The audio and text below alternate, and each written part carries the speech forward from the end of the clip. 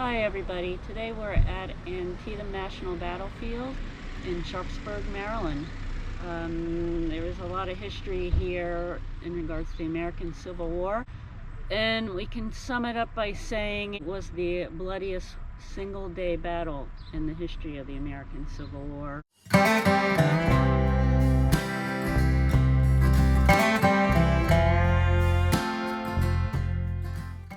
And some of the statistics say that there were 2,200 people wounded or killed in 20 minutes in that one day. So we're going to take a look at this map here and see some of the significant historic sites here in Antietam.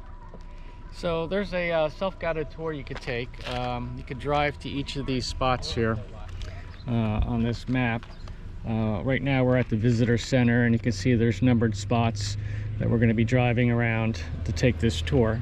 So we'll stop at each of those sites and give you a little bit of history on each one.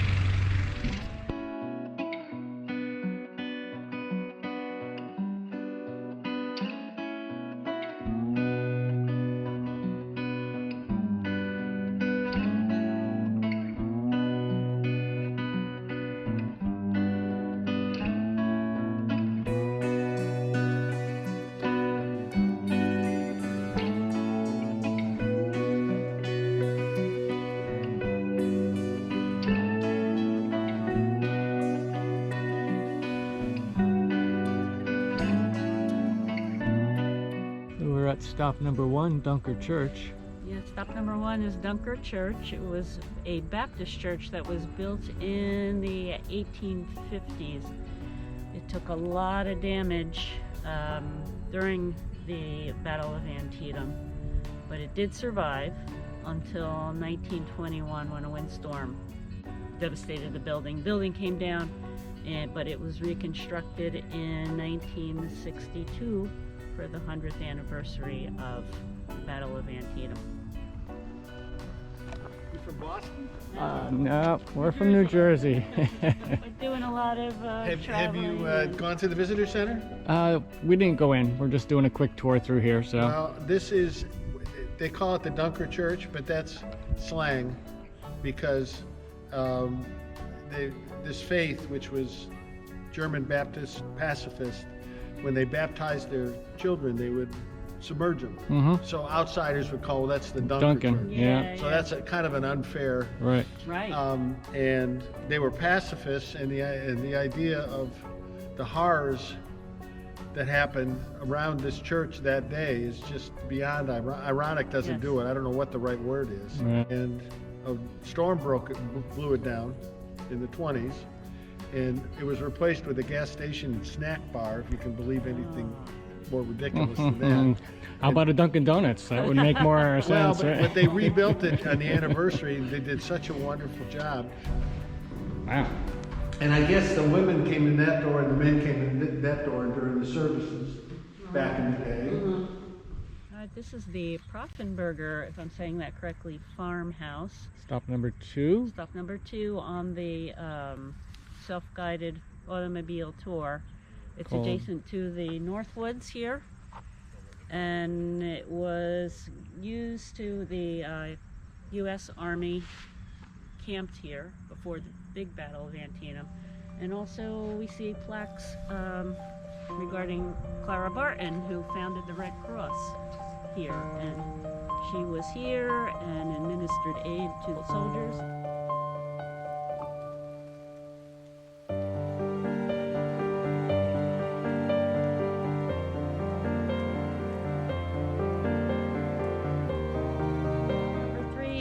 The self-guided tour is the East Woods, and this was the site of a fighting engagement the day before, actually the night before the big Battle of Antietam.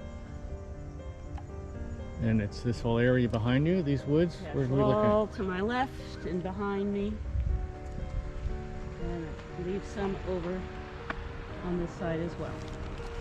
We're kind of in the center of it right here. Okay. So let's see, we just came down from the North Woods up there, right?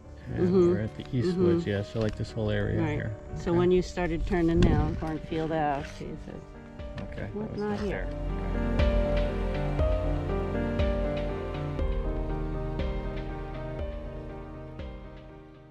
So we are at stop number 4, Number 4, which is which is a battlefield known as the Cornfield. Now, it's said that this was one of the bloodiest sites of the Battle of Antietam. It's also said that one of the Confederate brigades took 60% of its casualties in 30 minutes here.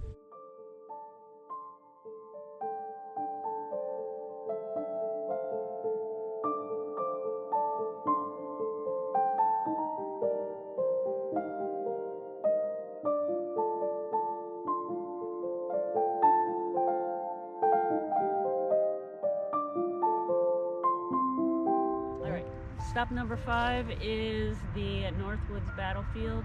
Lots of casualties in a short period of time here as well.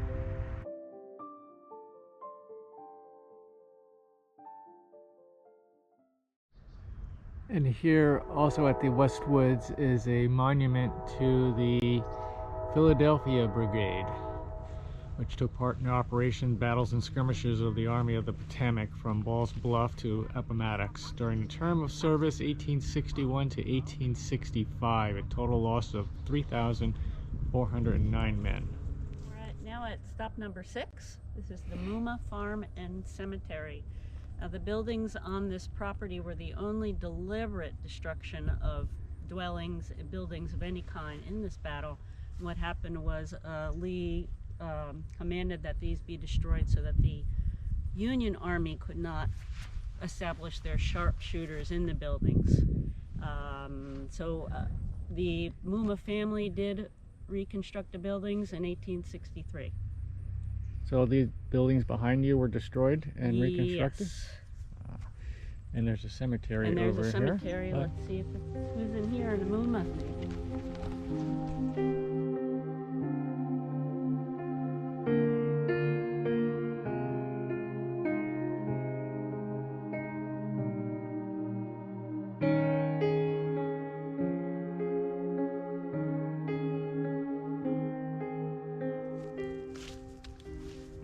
Prior owners to this property before the Mummas were the Orndorff family, so the Orndorffs and the Mummas are interned in the cemetery. All right, we are now at stop number 7 on the Antietam Battleground Tour, and this is the Sunken Road, also known as Bloody Lane. And from what I'm reading, it seemed like it was named Bloody Lane because one of the witnesses said that the corpses, a couple thousand, they're estimated, were lined up here like cordwood. And Cordwood? hence the name. Stacked like cordwood, hence the name Bloody Lane. Bloody Lane.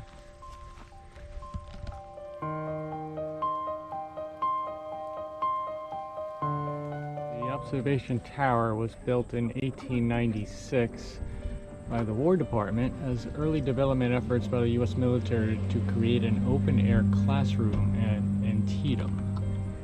I think this is the tablets we're probably seeing throughout the battlefield. The monuments to the different divisions. Yes. Yes. Yeah, they are all scattered around here. We saw the Philadelphia Brigade one over by the west. Small plaques too. Yeah. This one over here is monument to the Irish Brigade. So let's go in.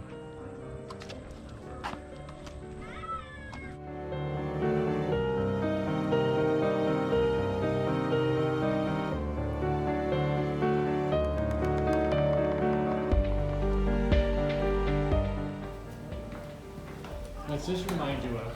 Lighthouse. Yeah, climbing a lighthouse. That was a year ago about.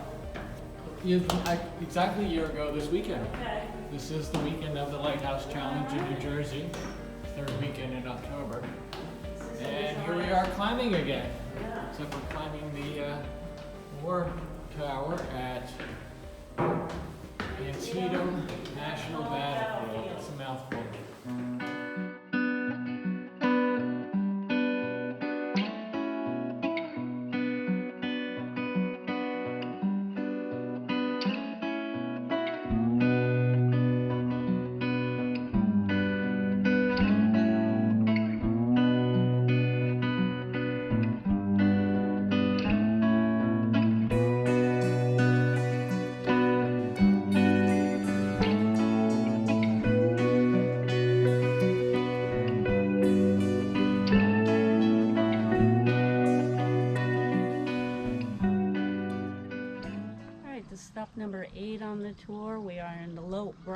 Bridge, and this crosses Antietam Creek.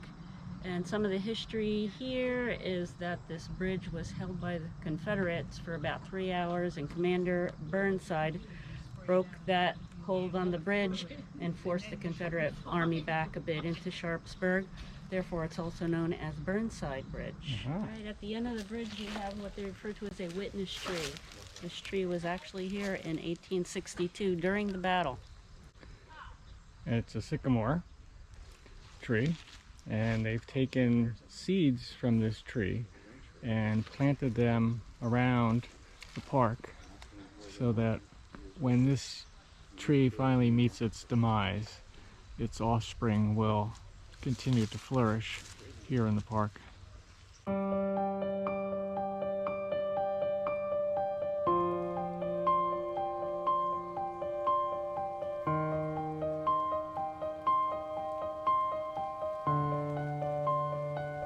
Alright, this is stop 9 on the tour, and it is known as the final attack. So even though we saw that Union General Burnside pushed the Confederates back at the bridge that we were just at, the Confederates came down from Harper's Ferry, led by Ambrose Hill, and pushed the Union back and in this area here, and eventually leading to the defeat of the Union Army. Our final stop on the tour, stop number 10, is Antietam National Cemetery. So all the battles that we visited today, all the battlegrounds we visited today, the dead were originally interned in the battlefield. Some mass graves, some shallow graves, which by 2 years later, in 1864, the graves had already started to deteriorate. The state of Maryland spearheaded the efforts to buy 11 acres of land to properly intern the soldiers. So by 1886 and 87, I believe, was the job of exhuming the remains of the Union soldiers and interning them here.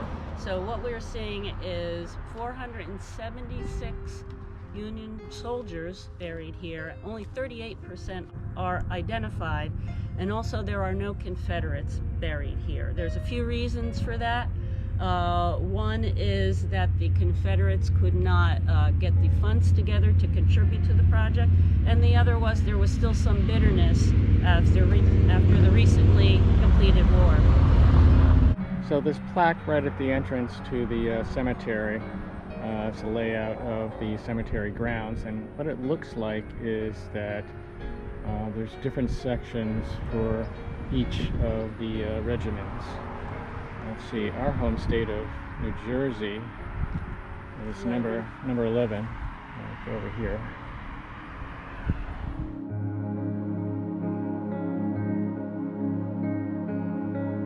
So we found the New Jersey section. It looks like all of the headstones here have the state on them. And the name, and I imagine that these may be unknown, these little tiny ones. This whole section right here is New Jersey. So we're going to wrap things up here at the cemetery. Hope you found our tour of the Antietam battlefield informative. We sure did. Yeah. Yeah. And thank you, Ro, for researching all this. And I was cramming. she was cramming this morning. But you did a great job. Oh, good. Thank you. And we had a beautiful day. Come out and do it yourselves. It's a self-guided tour. There's plenty of information available on each of these stops.